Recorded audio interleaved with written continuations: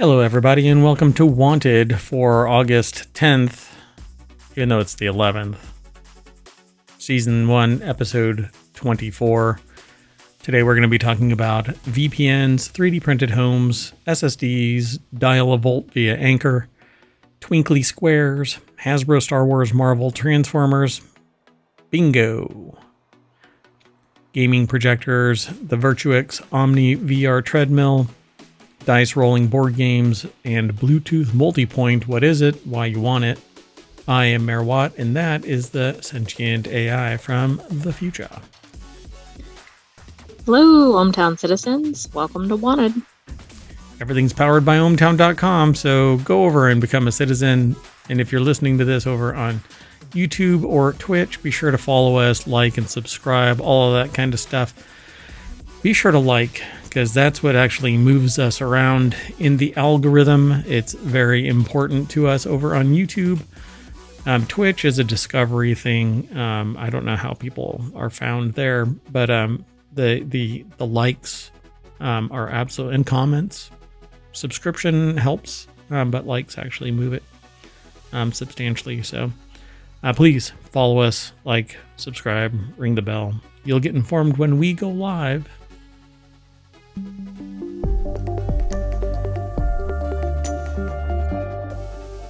All right, folks. So Wanted is a show about gadgets and gear and basically what Mayor Watt wants. What the mayor wants. Sure.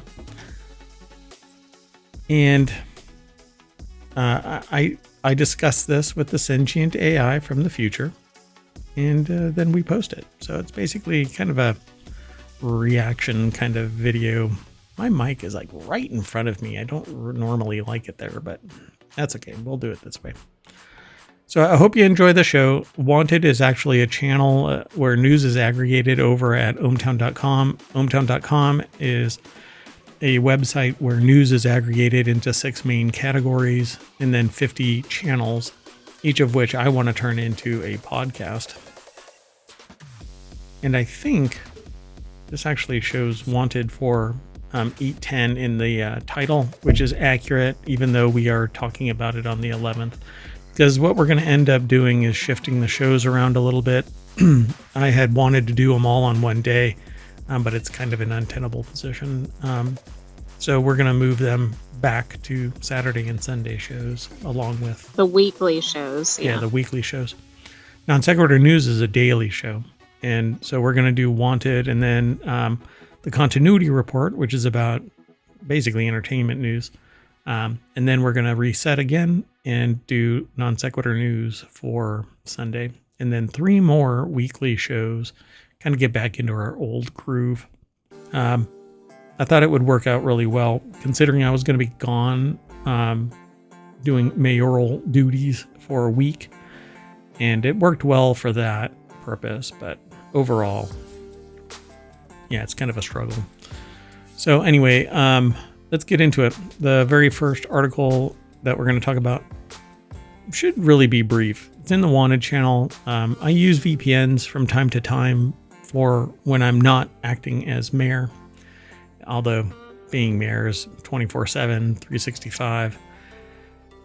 A VPN is pretty important when you're doing certain things, or when you don't want maybe an ISP or somebody else to know exactly what you're up to.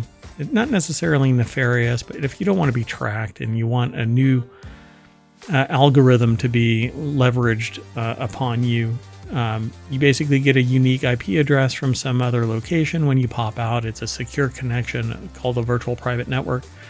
And although you can be tracked from the point of your exit and from the point of your entrance, everything in between is largely unknown. It's encrypted, but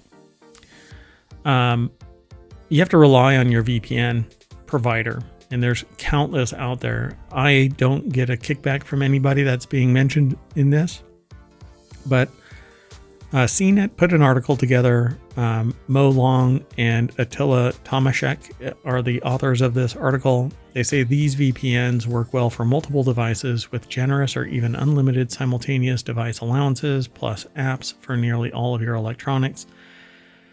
And once you set up your device, you basically just turn on or off the VPN and you are connected. They talk about Surfshack being the best cheap VPN, NordVPN being the best VPN for speed. What's That would be Surfshark. What did I? Surfshack. I said it, right? Surfshark. Sorry. Surfshack. That's the knockout, like in and out. Why do I know? Huh. Oh, interesting. I just got told by Restream that I need to change a setting. That can't happen right now. So, a little difficult. Yeah. All right. Well, anyway, best overall VPN is ExpressVPN. They say privacy, protection, and transparency. That's always important. They have various things. They are going to get a CNET if you follow the links. If you follow the link through ohmTown, and to get that link, you can just hit exclamation point and oh no, this one is wanted, so just type in want, exclamation point want, and ohmTown will spit out all of the links to the articles that are in ohmTown that are aggregated from our various sources. All of our sources, Merwatt vets, and to verify the information is sound and it isn't some type of a skeevy whatever. And there's sometimes some venting too. Yeah, that's my soapboxing. I typically do that in Non Sequitur News. So if you like somebody going off the tracks a little bit, watch that show. But I do it here too. It depends.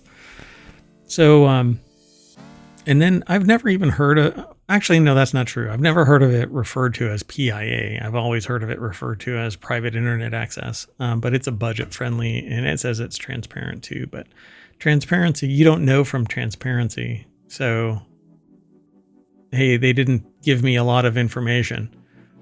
They gave me information and they said that it was a lot of information. You know, what's really the difference? Experience, I suppose. Right. The only way you can really know if they're transparent is if you're kind of behind the scenes and know all the information and then That's happen right. to be the consumer too. Yeah, pretty much. Or you come from the industry and you're like, this is what I expect because I have experience there. So Proton is pretty much synonymous with privacy. That's what they promote. And so they say that this is the only free plan that they recommend. So supposedly they don't keep any records, if I recall correctly. But it's a piece of cake, really, to set these things up nowadays. They've removed all of the complexity from it. It used to be really kludgy to get this kind of stuff going, but now it's a piece of cake. But they say that Surfshark is the best VPN for several devices because of its unlimited simultaneous connections, vast app availability, and feature-rich design that doesn't break the bank. Usually there's deals floating around, and I won't go through all of this. You can go and check it out yourself, but NordVPN is well known. Surfshark is well known. Proton is well known. All of these, I mean, if you look at this, it's pretty much... Yeah, they all are kind of featuring everything that they're looking at. I mean, to me, multi-device is already a win because Right. what households don't have multiple devices? Yep. And just so you know, your ISP knows everything about you, particularly if you use their DNS service. I don't.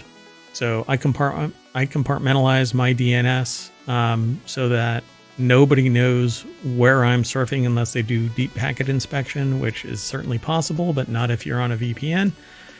But once you pop out on the other side of the VPN and the VPN itself, depending on the configuration of the VPN, even the VPN provider knows. But your ISP, you do a search and your ISP knows. You surf to some weird website and your ISP knows. It'll be like the Target instance, right? Like they'll almost know stuff before you know it. Sure. Yep. In fact, I tell this anecdotal story about somebody who was considerably younger than cognizant of their actions. They don't even know what they're doing. Supposedly, they purchased a movie from the Hurt Locker, and they described that the person had to go through these steps to do it. And when I said, the person you're referring to is 3, they said, well, they must have purchased it. And I'm like, you're out of your freaking mind. And yeah, they knew what movies that I supposedly watched and what channels that I've been on and stuff like that. And it was pretty creepy. Anyway, so there's platform compatibility. Many of them are all of this: Windows, Mac, iOS, Android, Linux. It says Linux users have been finding have issues finding a VPN that offers useful native apps for Linux. Even if the VPN has a native GUI for Linux, graphic user interface for Linux, it may not offer the full functionality that its Mac OS and Windows counterparts have. That's usually because Linux comes across as very clinical. There's a new version of a Linux distro. Oh, I totally forgot it. I wanted to look into it. Thanks, thanks CNET for triggering a memory. I'm going to have to go back and find this new Linux distribution. It's supposed to be really user-friendly and feature-rich. But I'll have to go back and look. It just came out, or at least it just fell on my radar. And then they talk about privacy. It says privacy is one of the most important considerations for any VPN, regardless of what you need it for. Frankly, I don't care what people need it for. I embrace privacy, and I want AES 256-bit encryption. It says a kill switch, DNS leak protection. DNS leaking is where you reveal certain information about where you're traveling. And they say that they have a no logs policy, or some say that they have a no logs policy. So you'll have to look at the privacy policy. If you're not familiar with legalese, you can interpret it incorrectly, which is why I wanted to start up a channel called Policy Metrics, which evaluates policy on various data points and then scores it. But that takes working with various bodies to interpret the policies properly, and a little bit heavier lifting than I'm prepared for right now. So again, if you want to hear about that kind of stuff, like and subscribe and let us know. And it's not Linux Mint. I don't think it's Pop OS either. I'll have to look. Yeah, those were some of the most recent. So yeah, Linux has been around or Mint has been around for a little while, but Pop OS I think is the newer of those two. Anyway, go and check out this article about VPNs. I don't think it won't steer you wrong, but it'll definitely steer you into one of their evaluated VPN providers. Okay. I took a long time to talk about that, but it was important. So this is over on the Wanted channel as well. A robotics company has 3D printed nearly 100 homes in Texas. And that's what I want. I want a 3D printed home. I thought that it was going to be Icon, but it says here that it's Icon and a 3D printer called Vulcan. So let's go straight on over to the provider. Danny Gallagher put the article together for Engadget. What do you think of 3D printed homes? I think they're much needed. They need wider adoption. They seem like they're a lot more indestructible. Yeah. Or strong. It seems like if they were used widely, the price would, I don't know how the price compares with regular, but that would bring the price down. Yeah, so the article is sourced from Reuters, but published, like it's rejiggered and printed over at Engadget. I'm sure that they did some of their own due diligence. And then we aggregate a little snippet, and that leads me to go over. That's how I manage my information overload. That's why ohmTown exists. But Reuters reports that the homes, which are part of a community called Wolf Ranch, are being built with a large 3D printer called Vulcan that's 45 feet wide and weighs more than 4.75 tons. It's your conventional 3D printer. basically a couple of poles on track with a cross member that has a print head, and it deposits cement layer after layer. You can actually see the layer lines. The different coloration comes from moisture differences and possibly different mills. As more materials get put in the hopper, sometimes it can change the color because the materials are slightly different. But they say that the homeowners have already started moving into some of the completed 3D homes that are in a range of prices from $450,000 to $600,000. More than a quarter of the homes have been sold. I don't want to move to Georgetown, Texas, but I would love to move into one of these.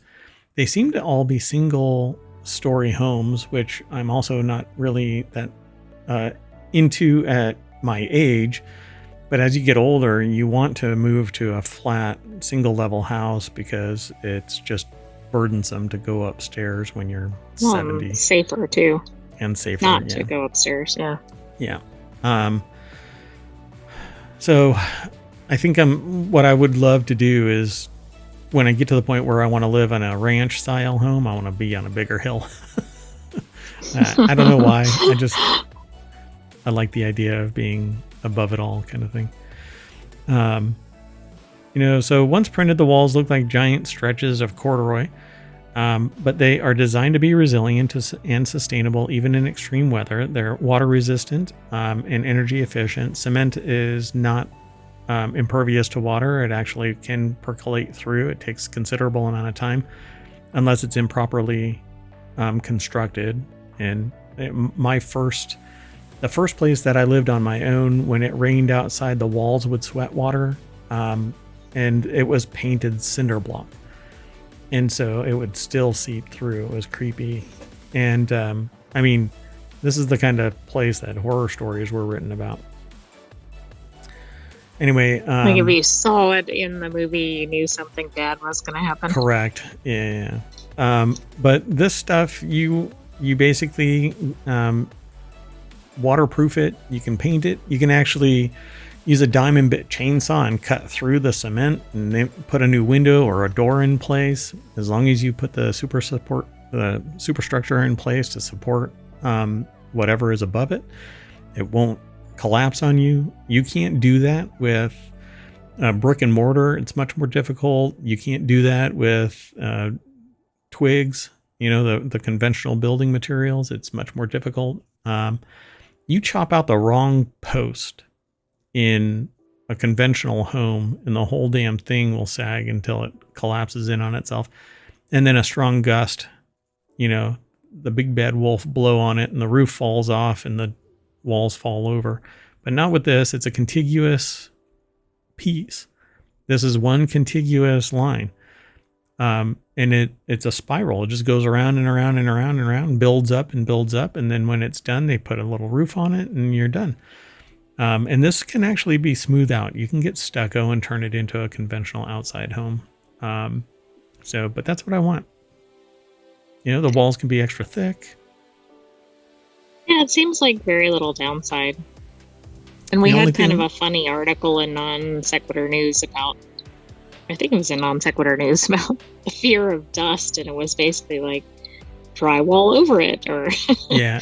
Oh, people were worried about. Yeah, that's right. The Non Sequitur News one was people were upset because all of these lines are gonna collect dust, and like everybody in the room was going, so dust.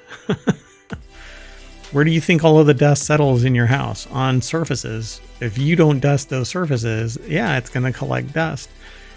But I like the way that this is built. But I like industrial. I like, future looking, that kind of thing. But what I really like about this is that it's heavy, it's silent.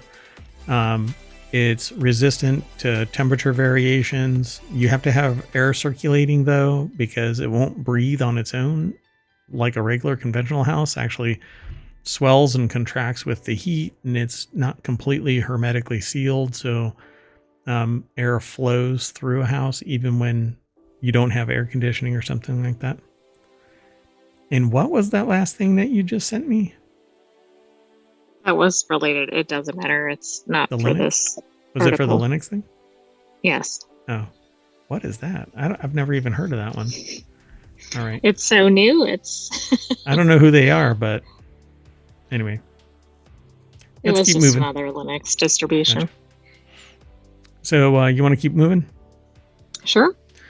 So the next SSDs may be over 80% faster, which I think is amazing. Micron just unveiled its next gen PCIe 6.0 SSD, which will reportedly reach speeds of over 26 gigabytes per second, and that's a massive increase over PCI 5, but there's a catch. I don't know what the catch is because I haven't actually read into this. They say it's quite a feat considering the fastest SSD out there right now maxes out at 14.5 gigabytes. Monica J. White over at digitaltrends.com put this article together. The ever-pressing demand of AI and various high-performance computing workloads make it so that these big developments are bound to end up in enterprise situations at first. So I think that catch is that it's going to be massively expensive, but where does it say what the actual catch is? I don't know. That's a good question. Oh, it's being made for data centers. So you'll be able to benefit from it if you're using some cloud service. If they actually move over. But this could be the start because it could move over to prosumer or consumer. Yeah, and that's definitely how it works. So thinking back to PCI Gen 3 certainly puts that 26 gigabytes number into perspective because PCI 3.0 was max at 3.5 gigabytes. So I love the idea of all of this moving forward. Micron also touts up to 30% performance improvement in games between GDDR6 and GDDR7. That's another item that's coming. I'm not sure what the shape of memory in the future is going to be because there's a new format right now. I just forgot the name of it. But it's actually, instead of it being a stick, it's kind of a like a chip, like a flat square chip with a whole bunch of little contact points like this here. And it lays flat on the motherboard instead of kicked up, like either at an angle or standing straight up. So is that better for lack of problems, etc.? Well, it makes like a laptop thinner, and that's what it was made for because Dell created it and they're a big laptop developer. But storage overall, it tends to be bulkier, except for like flash, little micro SD cards, the little cards that are like the size of your fingernail. Those are really, really tiny, but they're very slow and they have reliability issues and they get really hot and stuff. But apparently it'll be a long time before you can buy an SSD of this PCIe 6.0 version at 26 gigabytes. Sorry. Big B is bytes, little b is bits. But at the rate these things accelerate, maybe it won't be too long. Yeah, maybe. Let's keep moving. The next article is over in Non-Sequitur News. You can dial in the power output on Anker's new desktop charger. I just bought two 27,000 milliamp hour battery packs. And right when we got back, this showed up on my doorstep. I don't actually, by doorstep, I mean awareness. And what I want is this, really. I want to be able to play around with this gadget. Anker announced several additions to its company's Prime line of chargers today, including a new desktop version that allows the power output of its 6 USB ports to be customized through a control dial. As a result, connected devices get exactly how much power as they need. The only problem that I have with this is if there are capacitors involved and you have sensitive electronics, if they don't have some type of line conditioning, you hear it. You hear it charging up and powering down. Buzz. Yeah, and that's actually the static that we hear. So the only time I actually hear it is when I have a high draw device in one of my hubs. And so this new $170 Anker Prime charger shares 250 watts of power across 4 USB-C ports and 2 USB-A ports. The first USB-C port can deliver up to 140 watts of power. So if you have a very powerful laptop, therein lies the problem. If you put an underserving USB-C wall wart in an outlet and you plug in a laptop, if it isn't meeting its minimum requirements, it will never power up. It'll draw a charge, but it'll never turn on. So that's why you have to step up to 65 watts. And well, when you can dial up to 140 watts, that solves your problem. So this is a completely different shaped device than anything that I've seen from Anker outside of... It looks like an alarm clock. Yeah. It's pretty interesting. But it's very different than their other products. Yeah, the closest that I have that I would say that this looks like is like a conventional USB hub, but it has an LED screen on it, so that you can dial in the amount of power to go out to the various ports. And it actually shows you like 140 watts in C1, and there's 4 in the front. And then 2 USB-A on the side. Andrew Liszewski put this article together, and the deck statement says the 250 watt charger puts 6 USB ports in easy reach and allows users to customize power output through 4 selectable modes. So I don't know what all of those modes are just yet, but maybe they'll say in the description. So the first USB-C port can deliver up to 140 watts of power, while the other 3 max out at 100, and the 2 USB-As max out at 22.5.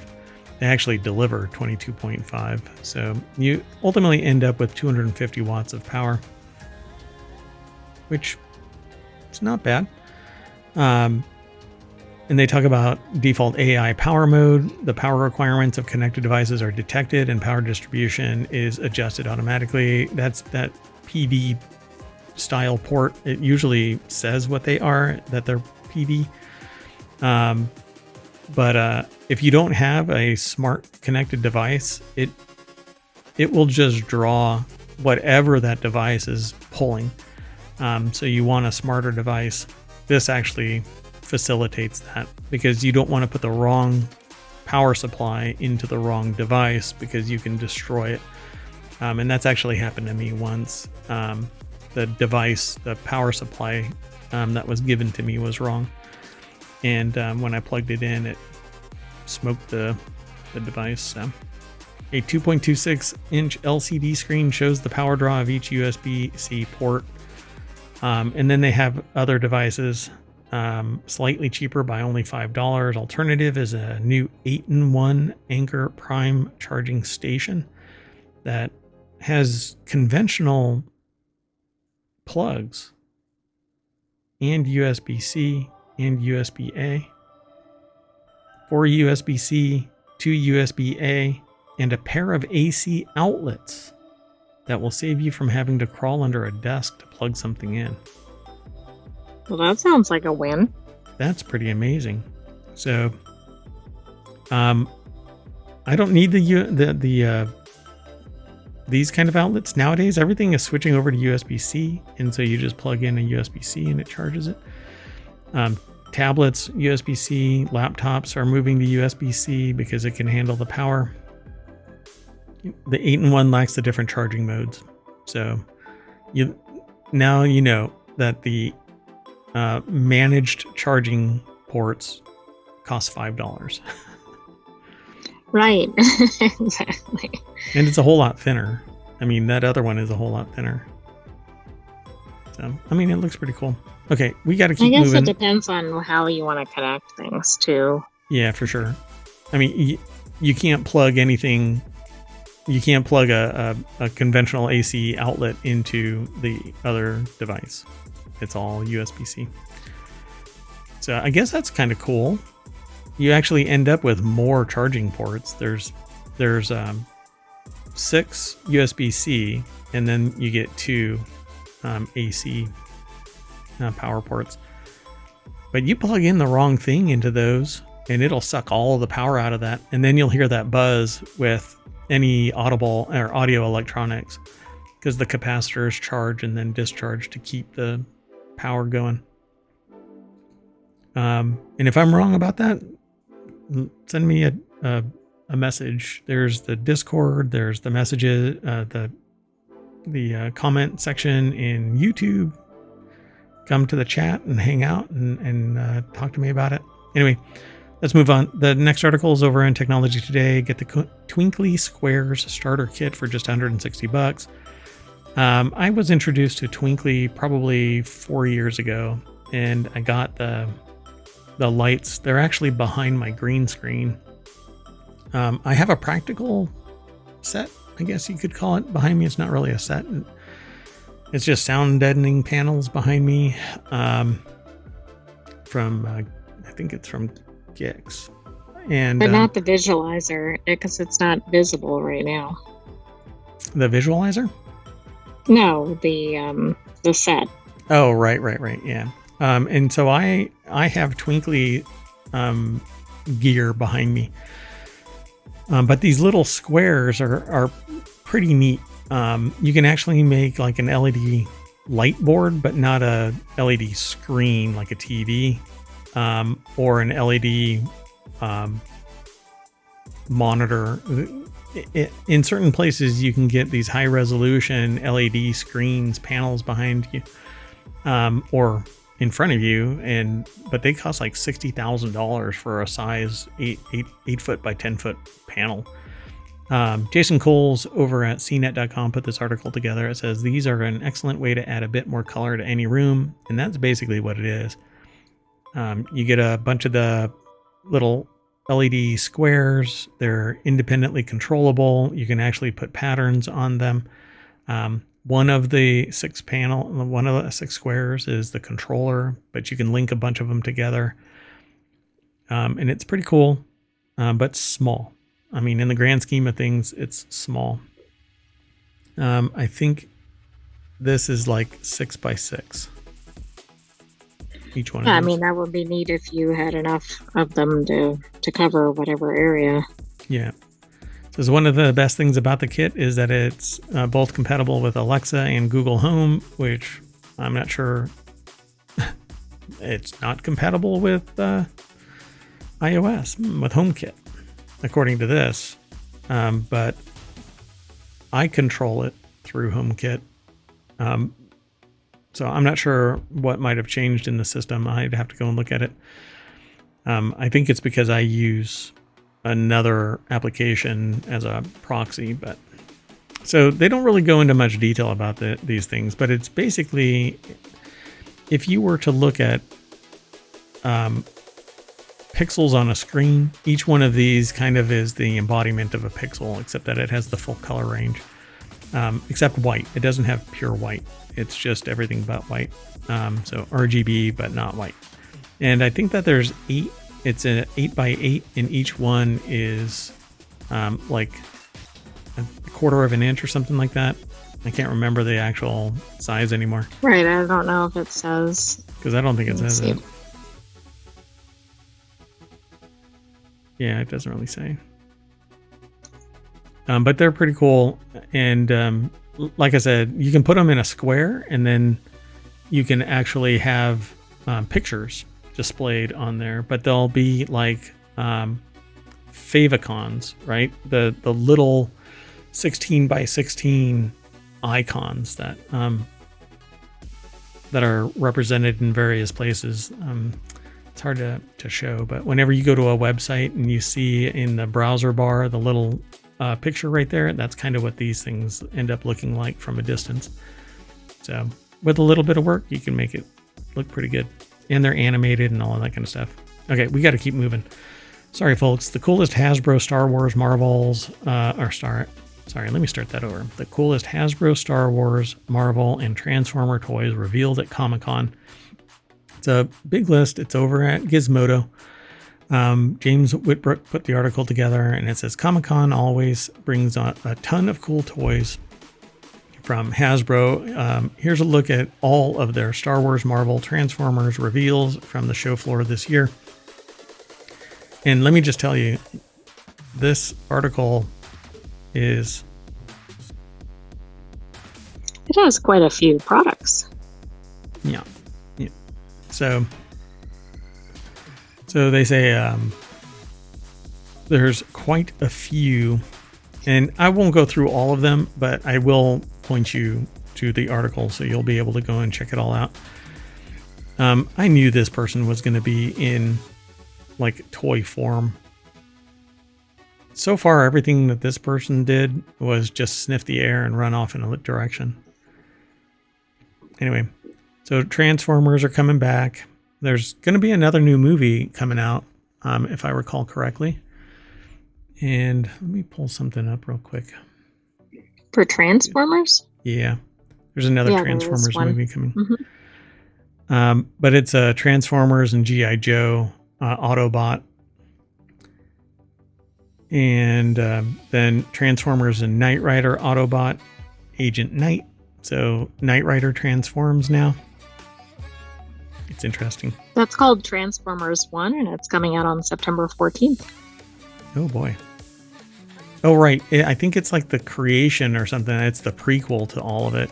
So you can't go further in the future anymore because you've done so much. It's too fantastical. So now you have to go back and start over. There's other things that are like that, too, that are coming. Studio Series War for Cybertron, Voyager, Autobot, Ratchet. So these seem like smaller, like lower resolution versions of Transformers that I remember. But I don't know. And we don't get these. So this is kind of what this here is pretty cool looking. But this is all kind of rounded and soft edged and stuff like that. And so I know that it's for kids, but still. There's adults you of all ages. Want it to be sharp edges for adults. Yeah, kids of all ages, I should say. And then Megatron, and then they switch over to Marvel and Deadpool and Wolverine. Deadpool and Wolverine. Deadpool. It's funny. Deadpool and Wolverine. So they just go through all of this. Oh no. Headpool and Logan. It's Deadpool's head. Wow. So I haven't watched the movie Deadpool and Wolverine. So I don't know if his head gets removed and if it's like everything else, he grows back slowly. I know something about Headpool. Do you know who voices it? No. Do you want to spoil it? The actor from Firefly and Castle. Oh, really? Philliam H. Muffman? Correct. I forgot the actor's name. I'm just going to leave it alone. I'm not even going to bother. I saw something else about that in ohmTown, actually. And then there's Acolyte and Ahsoka and Andor and all of that. All of those series are coming back. So next seasons. Okay, we need to keep moving. Sorry, folks. The next article is over in Reality Hacker. The best gaming projectors. Buying a gaming TV can be expensive and take up a ton of space. Instead, you could invest in one of these awesome gaming projectors to play a game anywhere. Yeah, you can just grab it, bolt it onto your friend's ceiling and short throw it down onto some random wall. Oh, you got to get a projector as well. I mean, a projector screen as well. It makes it real easy to just game anywhere. So as powerful as your gaming console or PC might be, and as highly detailed as the games you're playing on it look, none of that matters if you don't have a display that can properly show it off. But they're not listing the prices here, I don't think. But these cost like $4,000. Let me see. Maybe they'll actually have it lower on, but they talk about the Epson Home Cinema LS 11,000, the BenQ, and I believe it's BenQ. It's not Ben. But every time I've heard it, Different people have said it's slightly different. BenQ or Bang, but I think it's BenQ X1300i and the XGIMI Horizon Ultra 4K projector. So maybe they'll talk about it. By the way, the LS11000 is $3,999.99. Yeah. So very close to your statement. Yeah, they're pretty pricey. That's the 11,000, but that's what it looks like, and you do get a spectacular color out of it. You know, great resolution.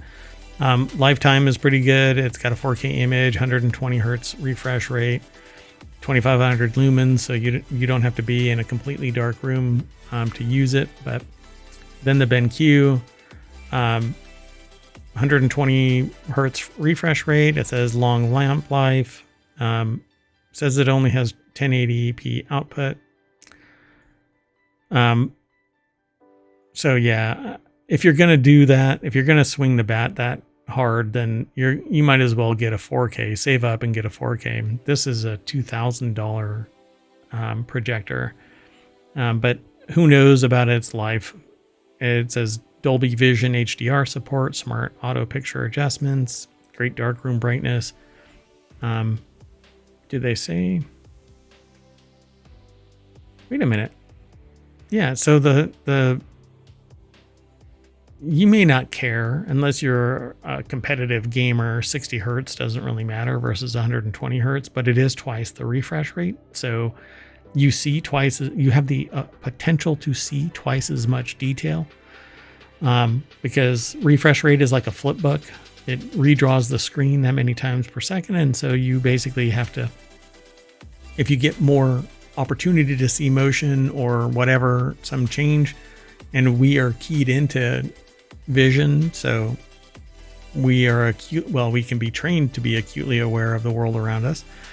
So if you get more bites at that apple, then obviously you can be more competitive. So the Optima UHD38X Bright, it's a 4K gaming projector, 240 hertz refresh rate, and Ultra HD. I don't even know what the price is there, but they've got more on this list. When we were back up at the top, there were two more items that were below the fold. And if you want a little mini projector, then you have that as well. Yeah, that might be more price conscious too. The price conscious person. They don't have the prices on this, which is kind of it's a little surprising. Yeah.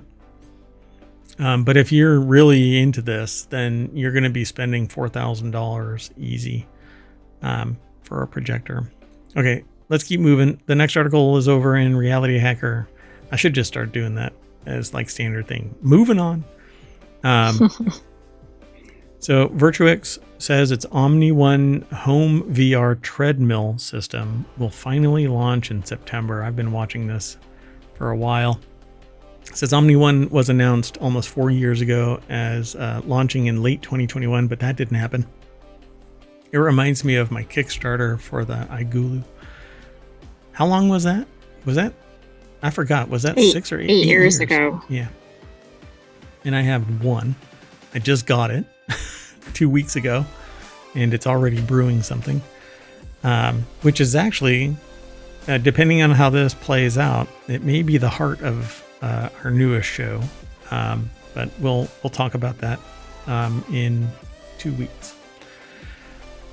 So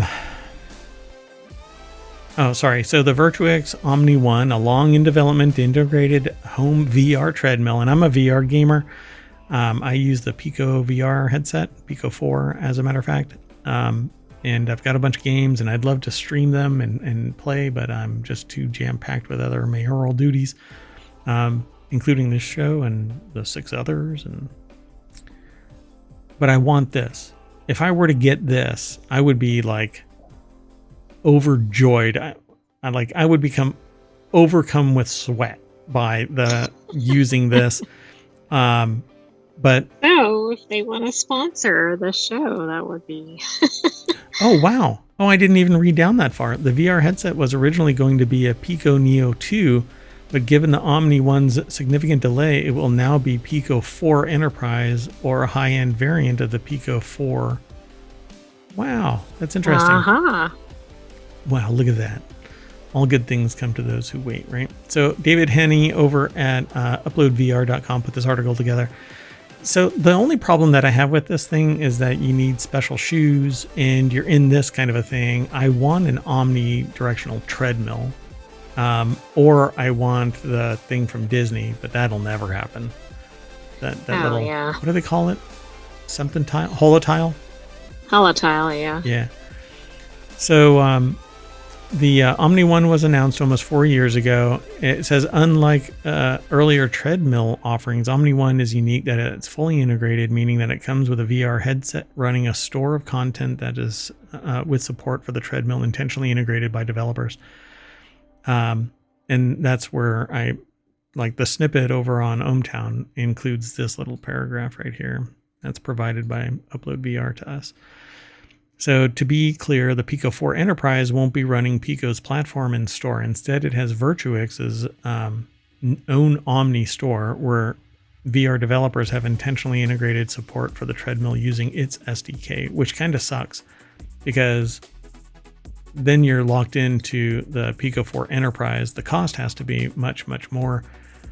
True, and then you can't either have to buy games twice, or you can't play the games you might want to play from your other stores. Yeah, I mean, they really do need to make it so that it works. It's just so I'm going to have to look into this because if this is reasonably priced, it's at $2,600, but it's not coming out until later this year. Virtuix claims the deposit is fully refundable and you'll be sent a link to pay the remaining $2,400 when you put your $200 deposit down on a $2,600 device when it's close to shipping. But yeah, you get these little overshoes that you put on your shoes. You have foot trackers, and you'll end up scuffing this thing up over time, I'm sure. You know, everything with a little bit of friction. And you can't, there's always friction in anything that's making contact. And so basically it's a satellite dish and you run in it, and those trackers pin you inside this little sphere, and in the VR world, as you run, your feet just kind of slip and slip and slip. It's pretty wild. I mean, it seems really cool.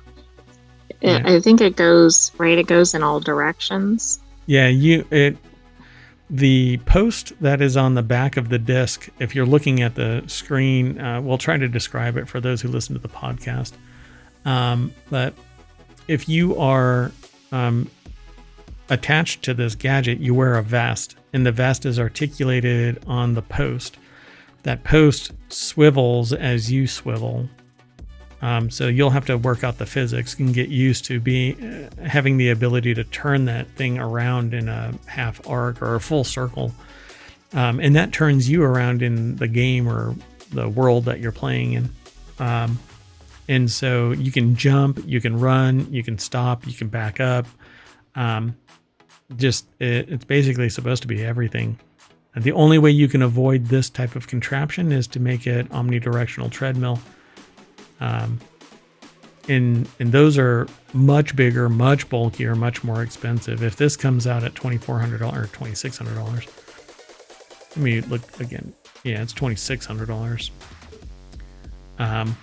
Yeah, omnidirectional treadmills are going to be astronomically expensive when they hit the floor. They will until we start seeing more competition. Yep. Okay, let's keep going. We've got 2 more articles, including this one, the best dice rolling board games in 2024. I really like dice games, and I really like card games, and I want them to be, like, I don't want a big mishmash of both. And so when I saw this article roll through, I said, oh yeah, I got to take a look at this.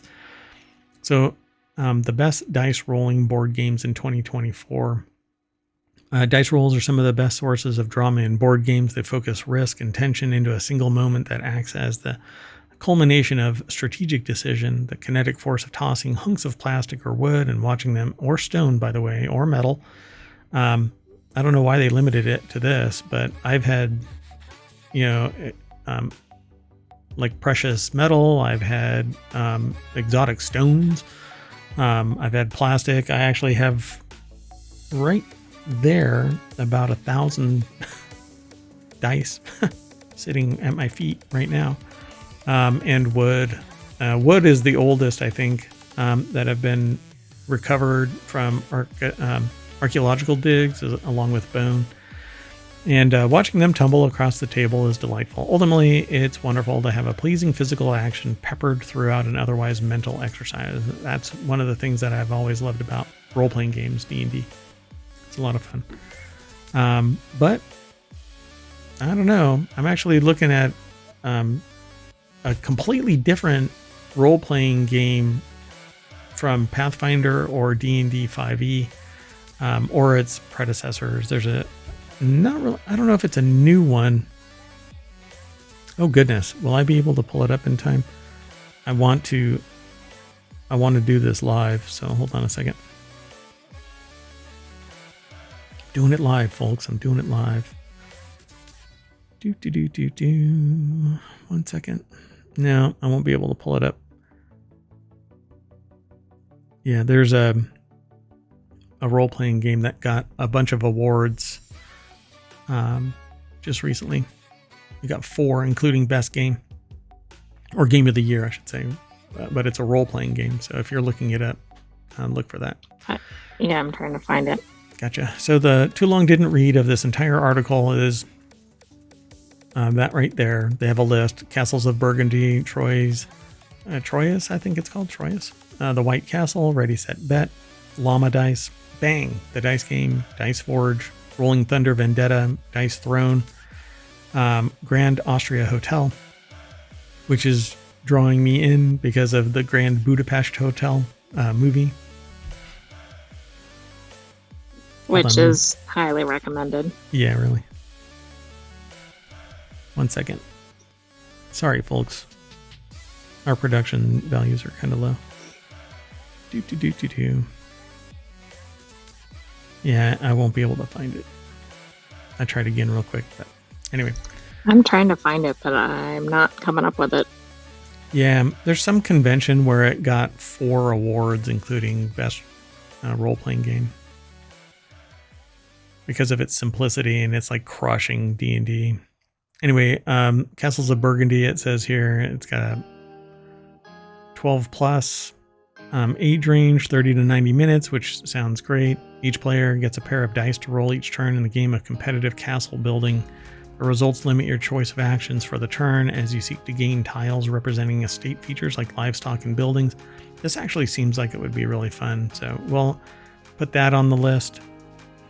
Troyes is a shining example of the dice as resources concept. You place workers into 3 different areas of the board and they generate dice, which you roll and then assign to projects to win points in the medieval French city of Troyes.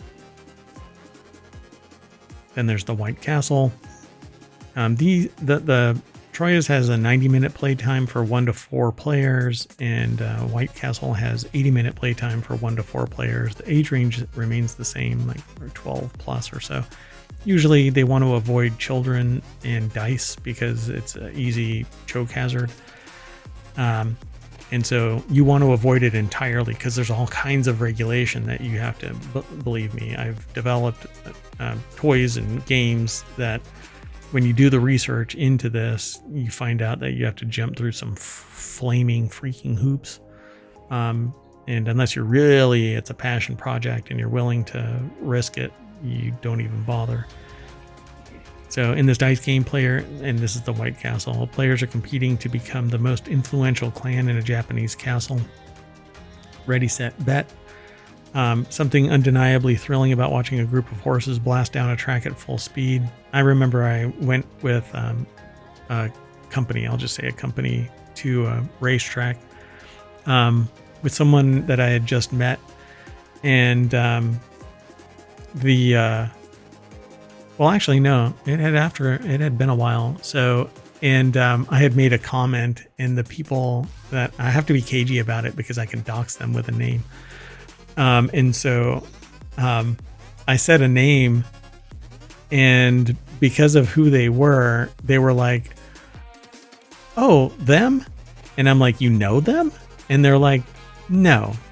But they tried to like bait me into like not making a comment, but coming across like, well, everybody is the same kind of a thing, you know? And I was just flabbergasted by their behavior. But this was at a racetrack, and I really got into the racetrack, you know, like the horse races. Since then, though, I've completely lost interest in horse racing. So this game wouldn't really appeal to me unless everybody else was into it. So one player effectively works as a moderator and announcer. They roll 2 dice, which correspond to 9 horses positioned on a small cardboard track. And the horse rolled is moved forward on the track, edging towards the finish line. The twist here is that the announcer keeps rolling over and over as fast as they can. So you have to move your horse, I guess, down the track. That sounds like fun. That actually sounds like fun. Good. And the person had, like, the announcer keeps rolling, and you have to move according to the dice roll. So it says the game is a flurry of chaos, which actually would be pretty fun. But the games run 45 to 60 minutes of that. 2 to 9 players. Then there's llama dice. Let's see. Push your luck game that combines card play with dice rolling in a light-hearted fling. 20 minutes per game, 2 to 6 players, ages 8+. Seems pretty chill. I'm sorry for the cough. So the goal is for the 3 dice you toss to match number cards splayed in front of you. This allows you to ditch the cards and avoid collecting points. The tension here is that whether you want to keep going and risk not rolling a result that matches one of your cards, in this case you have to grab a new one from the central row, worsening your position. So this seems like fun too. Llama dice. Yeah, all these do. Easy peasy. Then there's Bang.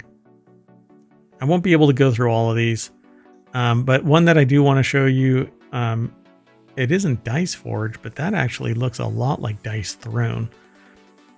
That color, Yes, I mean, that does. styling of box. The face of the dice change throughout a game of Dice Forge, where you can make offerings to the gods to earn their favor and add bigger numbers to your dice, giving you a better chance at rolling the result you need to succeed. New dice faces can reward different types of resources, even if applied to your opponent's dice, so that you can get a reward based on what they roll. That actually looks like fun too. Sounds like fun. But it's all dice, so that I'm really interested in that. Thunder Road Vendetta, Dice Throne. This one is Marvel Dice Throne, but there are, I think, 5 others. There's other variations, right?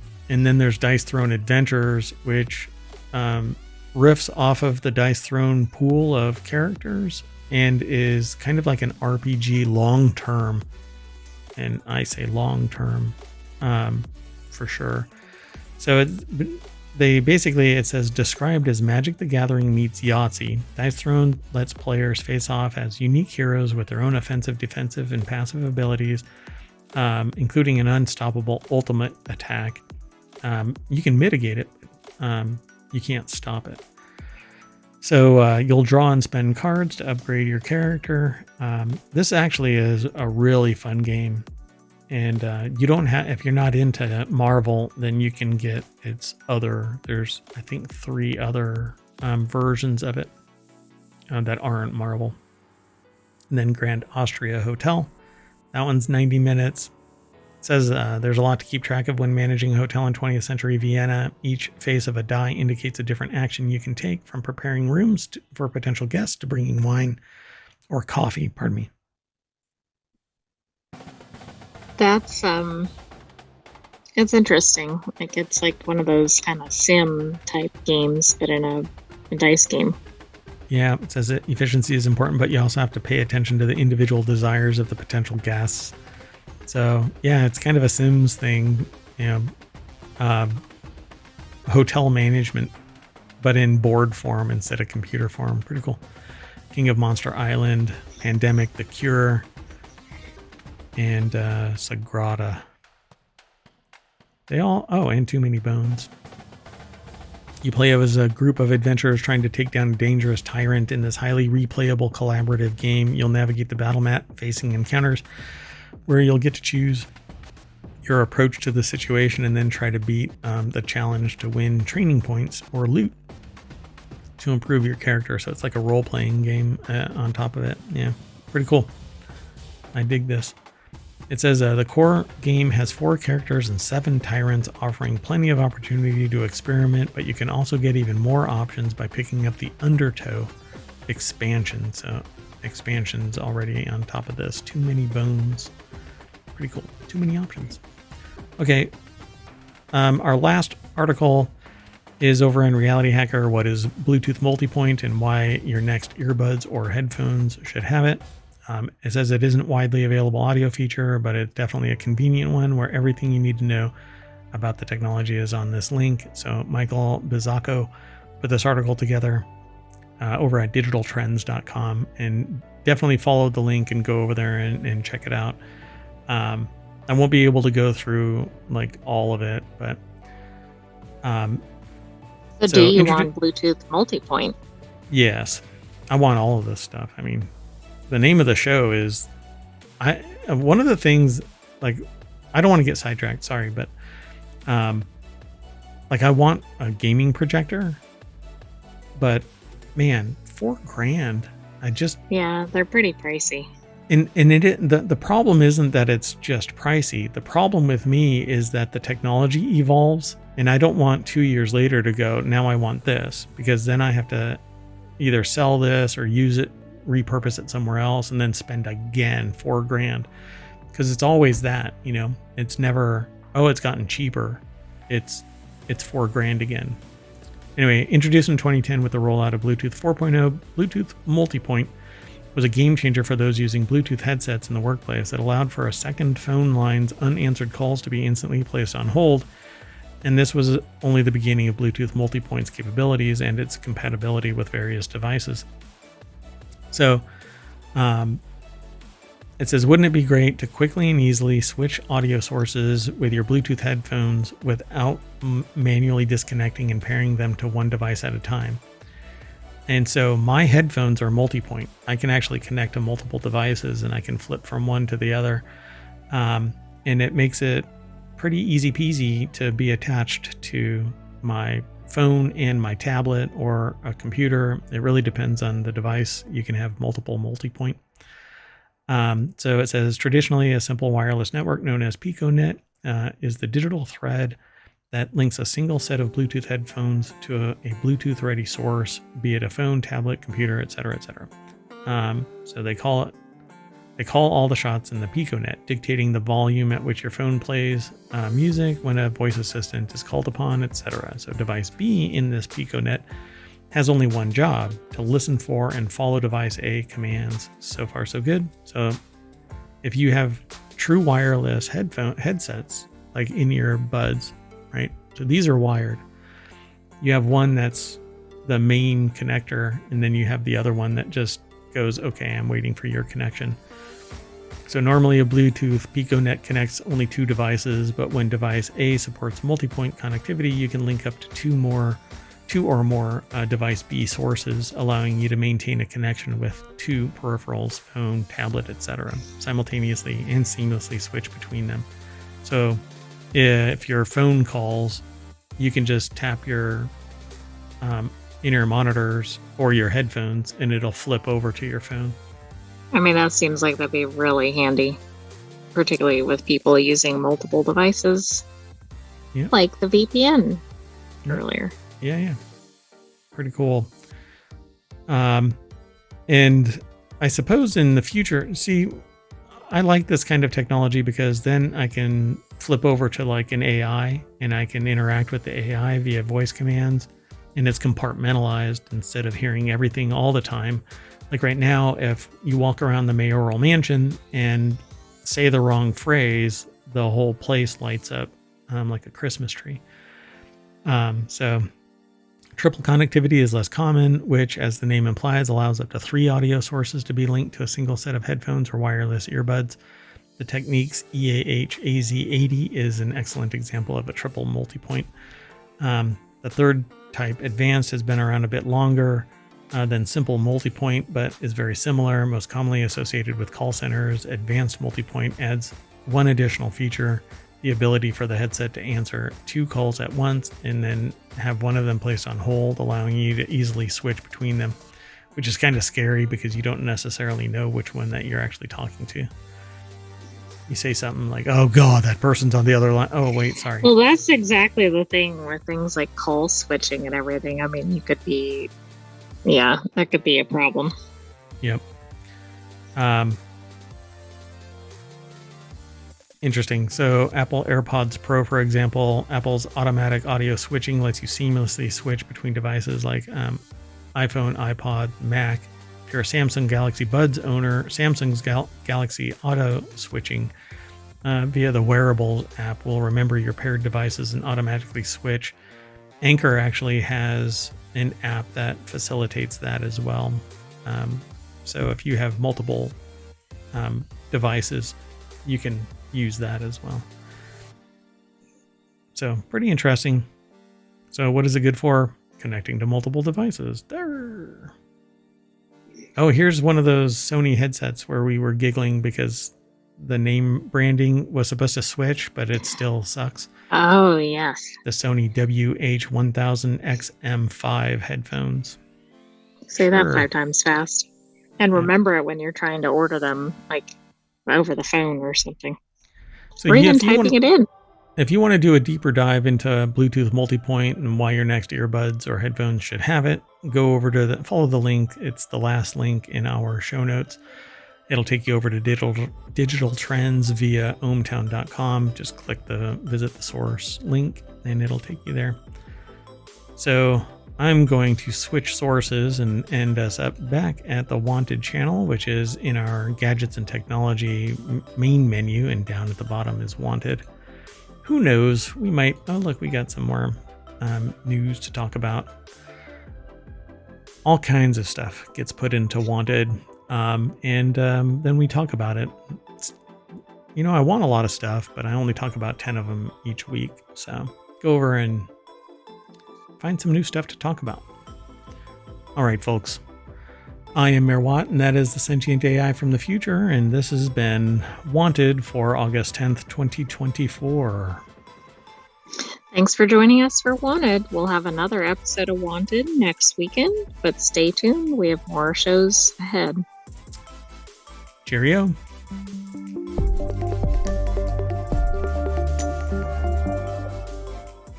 Off to another multi-point point. I guess that's the point. Okay, bye.